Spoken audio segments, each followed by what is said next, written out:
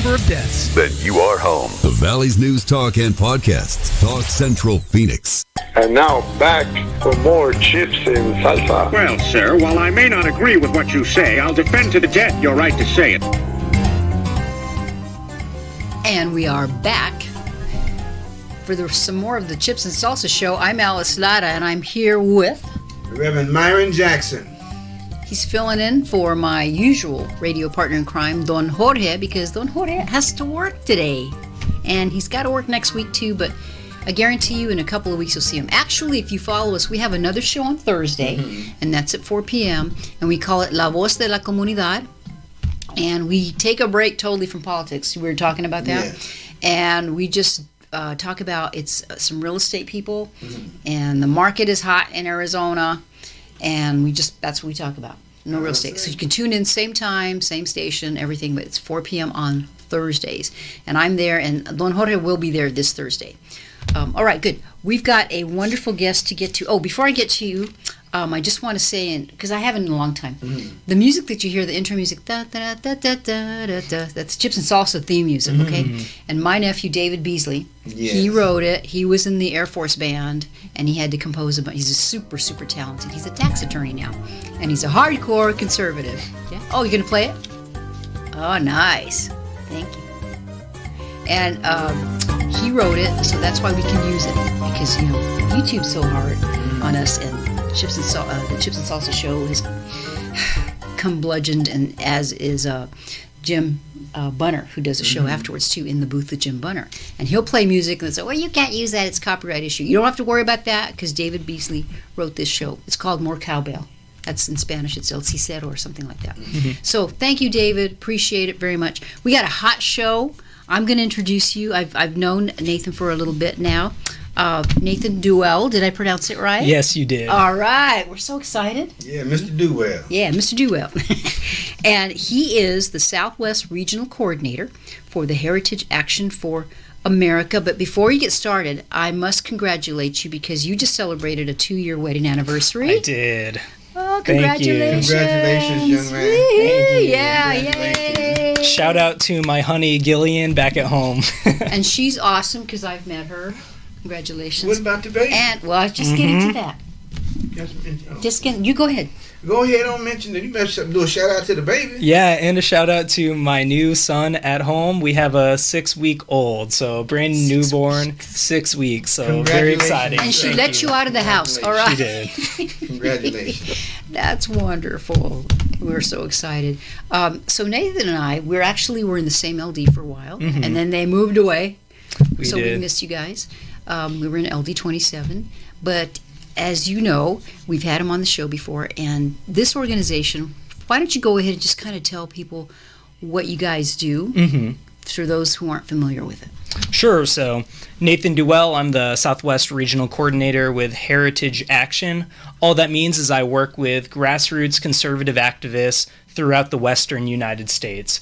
In our organization, we are the political arm of the Heritage Foundation, which is a think tank. It's the largest, broadest supported conservative think tank in the country.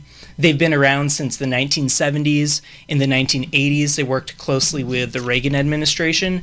And then most recently, they worked very closely with the Trump administration. A lot of policies we worked together, and we helped get good conservatives into President Trump's cabinet, as well as on his staff. Personnel is policy. That's something we firmly believe, because if you have a good conservative president, but bad people who don't agree on the policies helping that president out, you're probably not going to get a lot of good things accomplished. Yes, sir. And that's the Heritage Foundation. So they work on policy, but they don't do the politics of it. That's where we come in at Heritage Action. In 2010, Heritage Foundation started the political arm, Heritage Action, and we're the grassroots, and we have a team in D.C. So we take what's conservative and constitutional and try and implement it at the federal level. We recently started doing some state stuff as well with election integrity, but our goal is to make sure that good policy becomes the reality politically. So that involves calling members of Congress, writing letters to the editor, getting to know state legislators, and working to be the leaders in the conservative movement throughout the whole country so that we can see good things happen in politics, because that ends up affecting all of us in a good way and lets us live our lives, have liberty, religious freedom, pro-life, all the good things that we want that are true American ideals. Awesome. And, one thing, my husband and I were just talking about this the other day. Maybe you too, we've had conversations, because we talk politics, I guess. I'm sure that surprises you. We have so much to do. And I think that Republicans, like all of us, we're pretty informed, because it's kind of, you become a political junkie. Mm-hmm. But it always feels like we're just not doing enough. And I feel like your organization, I subscribe, so I get the emails. I think you're actually, when you say action, you guys are serious about that, aren't you? We are. I hope that other people see that. When we say action, we don't mean just doing things to feel good about ourselves. We care about results, and that's something that we're really trying to accomplish with this election integrity stuff. I cover Arizona, but we also have someone in Georgia, someone in Texas, someone in Florida, someone in North Carolina, all these key states, making sure that what's good and what's safeguarding elections becomes the reality, because the media wants to make us think that elections are this partisan issue, but I think it's evident that it's not, and all Americans should care. When you look at 2016 and how many on the left thought that election was rigged, and then 2020, how many on the right, like us, have a lot of concerns, very, very strong concerns, that shows that the American public does not trust the elections, which is why all Americans should be interested in making sure that it's easy to vote and hard to cheat. Absolutely. I think I just heard a statistic today. Something like 75% of the American people think, you know what, it's okay to show your ID if you're going to vote. They don't have a problem with it. Mm-hmm. But the left seems to be, making a big deal about it. They always want us to think that, minorities like us, our voting is suppressed because we got good IDs. We don't know how to do it. I'm sorry, you can't live in the United States and function unless you have some kind of identification. Mm-hmm. So I want to talk about what you're doing in Arizona, but I ask quickly, though, because I don't want to forget. We were talking before the show about how Arizona is not going to get a congressional district, which is amazing to me, as much as the real estate is on fire. No kidding. Yeah, we're following that closely at Heritage Action, and I know I personally thought that it was a done deal. Arizona would get its 10th seat, but that didn't happen. We were expecting more movement in different states, so Texas only got 2 seats, I believe. We were expecting 3. Florida, we thought would get 2. They only got 1 seat. So there was less movement around. A lot of the states that were decreasing are in the east, the northeast, and then also some in the Midwest. And a lot of those people are moving to the Sun Belt or out west. So Colorado, Montana, Oregon, they all got another seat out in our direction.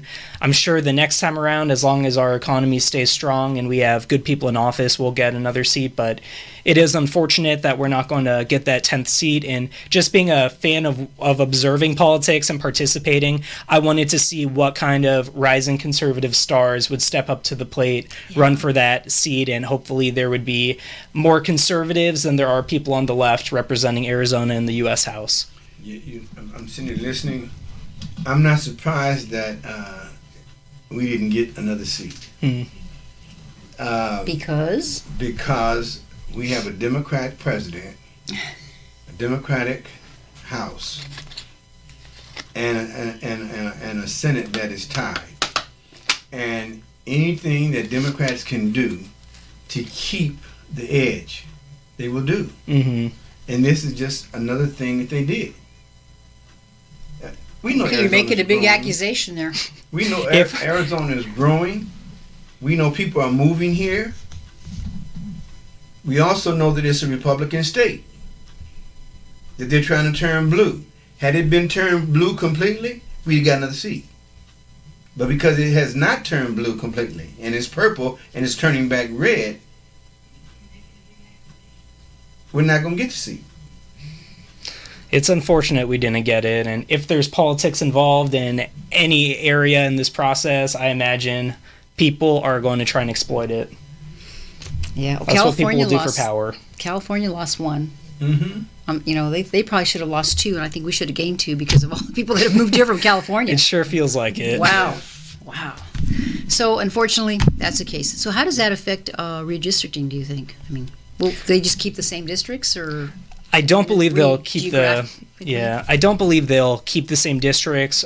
From what I know, which is limited in this process, they have to try and keep together communities of interest. They have to look at which population pockets grew more than others, and so there will be different redistricting. Districts will look different, and I really don't know how it will look. And also our legislative districts at the state level, those will be redrawn, that could really shift it up a bit, because right now there's a 16-14 majority Republicans have in the Senate. They have a 1-vote majority in the House. So depending on how the independent redistricting commission does it, a lot of things could change politically in the state. Are you familiar with who's on that commission? Do you have confidence that they'll be doing a good job? I don't know too much about it. I know that there's 2 Republicans, 2 Democrats, if I'm correct, and then there's an independent, and a lot of the power depends on the independent. So there's a bunch of people who speak into that process. I don't know much about the people or how they view things politically, so just can't speak to that, unfortunately. Yeah, so it'll be something to watch for sure.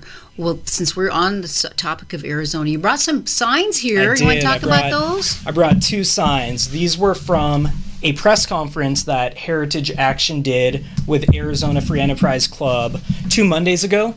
It was down at the state capitol, and it's on 2 of the most important election integrity bills that have not yet made it all the way through the legislature and to the governor's desk. So we were trying to raise awareness for these bills, and we had both bill sponsors speak at it. So SB 1485, which I'll talk about a lot, that's sponsored by Senator Michelle Ugenti-Rita. And that bill, what it would do essentially is we have a permanent early voter list in Arizona, meaning that when you sign up to be on the early voter list, you will always receive a ballot in the mail to vote early. But if you were to move away or you didn't use your early ballot, it would keep coming. So if you move and no one catches it, the county recorder does not catch it, that's a ballot that's just going to keep coming into the mail, and who knows what's going to happen with it. So this would say that if the early ballot is not used in 2 consecutive election cycles for, I should rephrase it, if it is not used at all in those 2 consecutive election cycles, so primary general, and that voter does not use it at all, then that voter will then receive a notice in the mail from the county recorder saying, hey, do you want to stay on the list? If they want to, they just mail it back in, 90 days to do that. If they do not respond, then they are dropped from the early voting list. However, sounds like a logical law to me. It's logical, right? And get this, they can still vote in person. Even if they're removed from the early voting list, they can still vote in person. And if they want to join the early voting list again, they can still do that. They can go online and do it. So it's a protection so that ballots by mail do not end up in the wrong hands.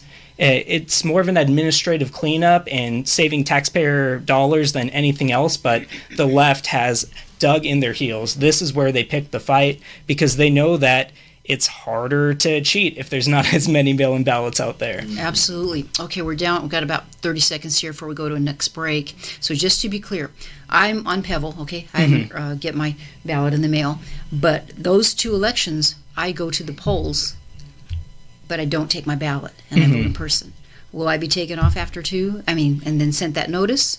Okay. So if you don't use your early ballot, even if you bring the early ballot, that's different. But if you just go to the poll election day and you do 2 consecutive election cycles without it, you'd receive a notice in the mail saying, hey, do you want to stay on the early voting list? Got it. Makes great sense. Okay, we're going to make some more great sense when we come back for another segment with our wonderful friend Nathan Duell. And I'm Alice Lara with Reverend Myron Jackson. So don't go away. We'll be back to guac on some more of the Chips and Salsa Show on Central City Radio, Talk Central Phoenix. Don't go away.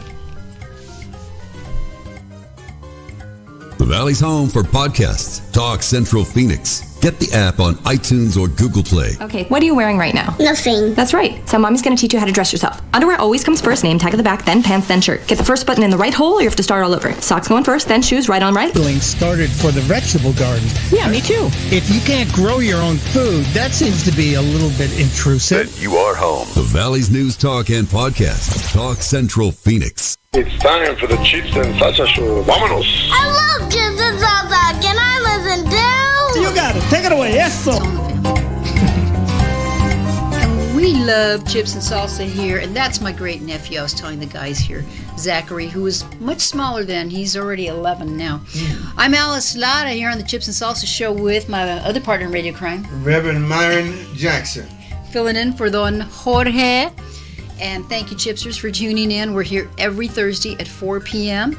And we also have a wonderful guest with us, Nathan Duell. And he is the Southwest Regional Coordinator for the Heritage Action for America. Welcome again. Yep, thank you for having me. Awesome. And I don't want to forget, but I was just texting with Patty Castillo-Porter, who was on our show last week. And as you know, she is the person who is organizing the anti-illegal immigration protests there in Chandler, because that's where they had the drops. She lives in Ahwatukee. So I just got a text with her, and evidently they're doing them every Wednesday, which I didn't know that. Myron, did you know that? No, I didn't. So every Wednesday they're going to be doing them. So I'm going to try to get the information if it's the same place or she's doing it somewhere else, and we will keep you posted. Okay, so we were talking about this Pebble Senate bill.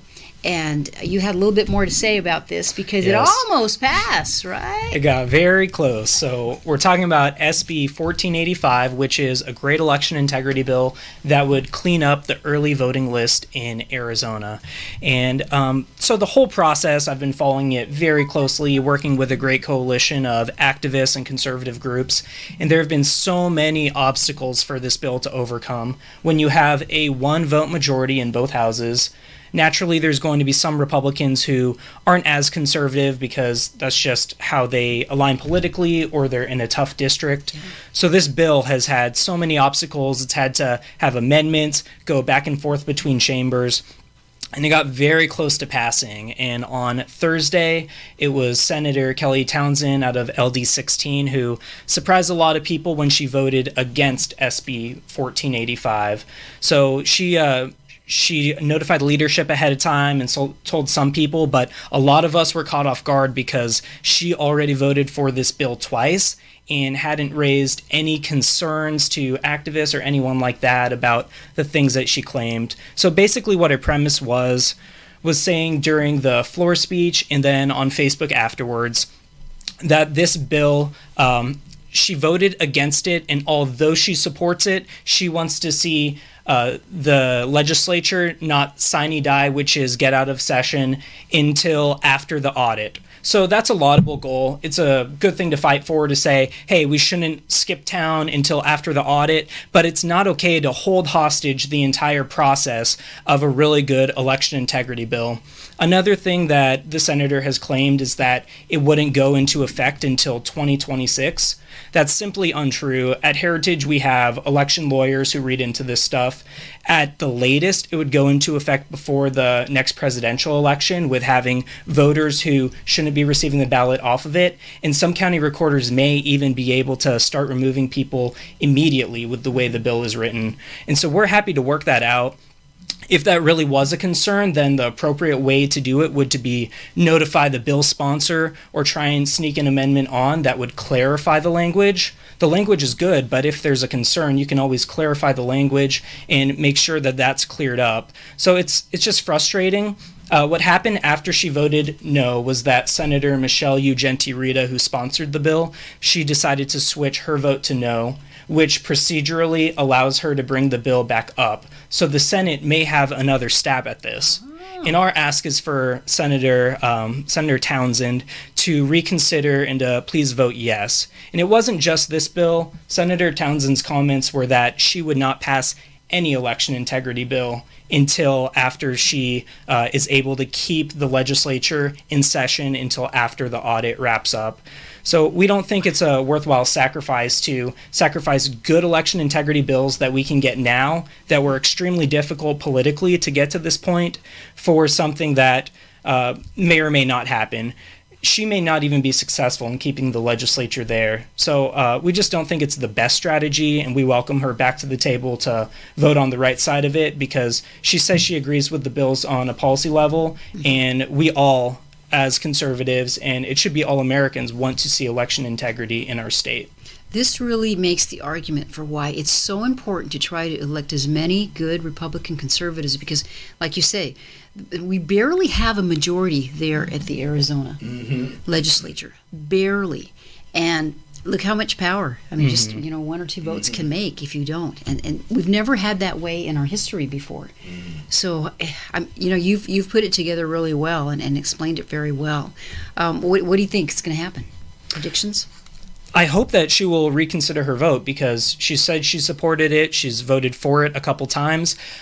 She does have or I should rephrase it as Senator Townsend does have some election integrity bills, and we also want to see those heard and have a vote. We want to see as many election integrity bills come to the floor as possible because this is the issue. This is where the grassroots want to see change, and so it would do leadership in the House and Senate that would benefit them to bring these bills to a vote so that all legislators can go back to their district and say that they did everything they could to fight for election integrity. So we're really hoping to see her come to the right side of these bills and reconsider them. And that's SB 1485, and then if it's a good time, we can transition a little bit to SB 1713, the other high priority bill for us. Absolutely. And before we do, have there been other bills that have passed on election integrity? There are. So ones that are signed into law, a very good bill that I'm proud about because it's someone I know very well who is a Heritage Action Sentinel, and that's our activist program. HB 2054. So that bill, what it does is mandate the Secretary of State remove deceased voters from the voting rolls. Hallelujah. It's just the most obvious Something bill. so simple, yeah. I know. So Ron Lutters, who's in my district, he came up with the idea, went to our state legislator, Steve Kaiser, and they got the bill through both chambers and signed into law by Governor Ducey. And get this, all but one legislator voted for it. There was one Democrat from either chamber, so only one Democrat voted against it. Bipartisan election integrity, that's something you don't hear too much about, but that happened. And then one other important bill I want to highlight is Representative Jake Hoffman's bill, HB 2569. What it did is outlaw the private funding of election operations in Arizona. The last election, we saw Facebook Zuckerbucks come into our state. 9 of the 15 counties received funding from a private corporation, and they used the money for political purposes in the election. I don't even know how that happened. I mean, that's crazy. And the money was the Zuckerbucks, Soros, and through the Obama Foundation thing. Yeah. Too. There were Obama alumni who work for this organization, this nonprofit. So very political. They try to make it seem like they're not political at all. Very political. And how is it that a man that's not even an American has so much influence in all these elections, just like the Attorney General of the state? She received money from those foundations for her candidacy. Not the Attorney General is Brnovich. The Secretary of State. Secretary of State. There's a lot of shadiness with corporations and outside foreign influence, and it's a surprise that there was so much on the left of them opposing this bill, because in 2016, their concern was that foreign governments were influencing our elections, and that, of course, was not what they claimed it was. And now they are openly advocating for a Facebook to come in and to be able to fund elections, something that leads to who is going to lead our country, who will be in power. So 9 of the 15 counties in Arizona receive funding, and guess what? Voter turnout increased for one of the sides. Does anyone want to guess which political side received more votes that way? I wonder who that was. See, even if you don't live in the state of Arizona, I bet you're glad that you're still watching the show because you're learning a lot. Because check out what's happening in your own state. We have a lot of people, California and Texas that follow us, and this is really good information. Are there any other bills you want to mention? Yeah, the last bill I want to mention, so this one is not yet law. This one is SB 1713, and it's another bill that is common sense. You need an ID to do so many things in society. You should need an ID to vote. So currently in Arizona, if you're voting in person, you have to show an ID. This would be voter ID for your early ballot by mail. So you would put either your driver's license number or voter ID number in the ballot. It would be concealed so that there wouldn't be people seeing that and getting your information, but it's one more check to make sure that people are voting with their own ballot and not using someone else's. So the status of this bill is it's currently in the House. So right now we need to encourage Speaker Bowers to bring the bill for a vote. It passed the Senate already, but in the House it's stalled. And I've heard from so many activists that this is one of the key bills that they really want to see this session, and it will pay dividends right away in the next election if people have to show their ID in order to cast a vote, something that is common sense, and the polling is behind it. There was a poll that Heritage Action and Arizona Free Enterprise Club did together. In Arizona, it was around 82% of people 82%. claim that they want to see voter ID with Because I've voting. heard nationally that people are okay, about 75% of the population's okay with voter ID nationally. So 82% in Arizona. 82%. And don't let, and I have to say this, I don't want them to try to use the black community and the brown community as a handicap, that it's too hard for us to go get an ID. We don't know how to so do we that. can vote. You know, That's such an insult. It is an insult to me as a black man. It's an insult to me as a human being. It's an insult to me as an Arizonian. It's an insult to me as an American. If I have to have a license to buy alcohol, an ID to buy alcohol, why don't I have to have an ID to vote? Mm-hmm. There's so many simple things you can't do without identification. Right. You've got to have it. You can't go to a bank and cash a check without ID. But you're saying one of the things that my ancestors died for, that they marched for, that you don't have to have an ID? And the reason being, sir, is that if the Democratic Party can continue to keep those borders open and keep illegal immigrants coming across the border, and in 2024 it's time to vote, they will be able to go to the polls and vote Democrat without ID. That's the whole purpose of this whole thing. You hit the nail on the head with that one. I guess that's why it's stalled, huh? Who's opposing this bill? Yeah, so that's a very important one, and the call for that is Speaker Rusty Bowers and encouraging him to bring it to the floor for a vote. So ball's in his court, basically. Yep. Wow. Okay, so that's Arizona. Let's switch a little bit to national, unless you got something else Arizona-wise to talk to. No, let's talk about national. Before we do that, though, if somebody wants to support your organization or get on the email list, tell them how to do that. Yeah, two ways. So if you want to get involved with election integrity specifically, the website is saveourelections.com. And if you click on Arizona, it will prompt you to put your information in, and then it will direct you to this very easy link where you can email and call your legislators. It will have your exact legislators in the message, so very easy way to get involved. And then at Heritage Action, we do a whole lot more activism. We don't just focus on election integrity. We are all around constitutional conservatives. So our website is heritageaction.com, and the Sentinel program is how you get involved and on the email list and start taking action on all different things, especially at the federal level. So heritageaction.com and click Join Sentinel. Okay, so heritageaction.com and saveourelections.com. Make sure you have those written down. Okay, so I think we're getting ready for another break. And Julian, are we going to come back to finish off the show, right? We got one more segment. Okay, very good. So hang with us, and we'll come back. We'll do some national politics and everything.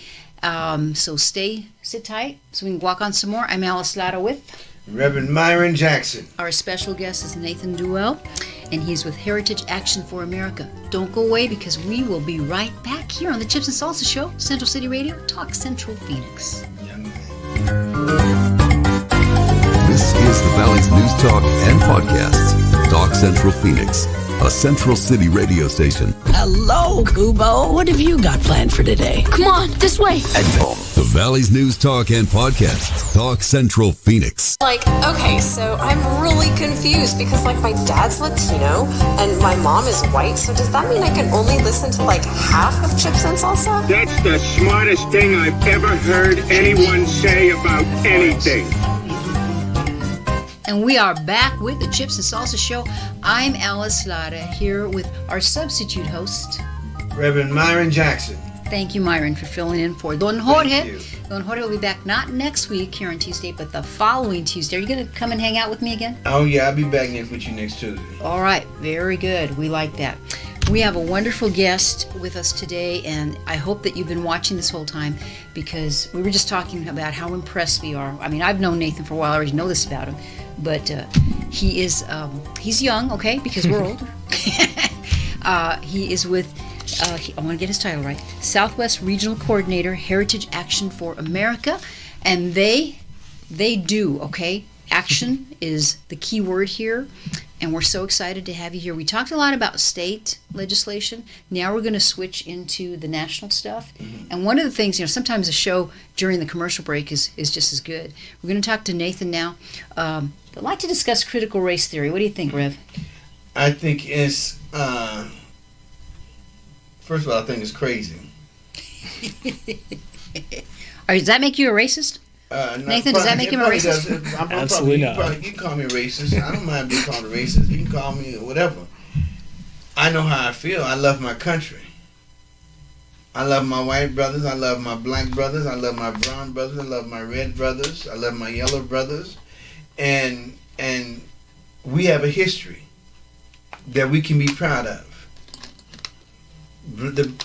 America has a history, and it's not always all been good. Some of it has been bad. But we still live in the greatest country in the world. There's no other country in the world where man has as much freedom as we have in America. There's no other country in the world that was founded upon the Word of God. Preach. Like America was. That's been guided by principles that are biblical. Whether we've obeyed them or not is one thing. Whether we follow them or not is another thing. But they're there for us. So you are, so let's talk about critical race theory, because you said your organization was getting into this.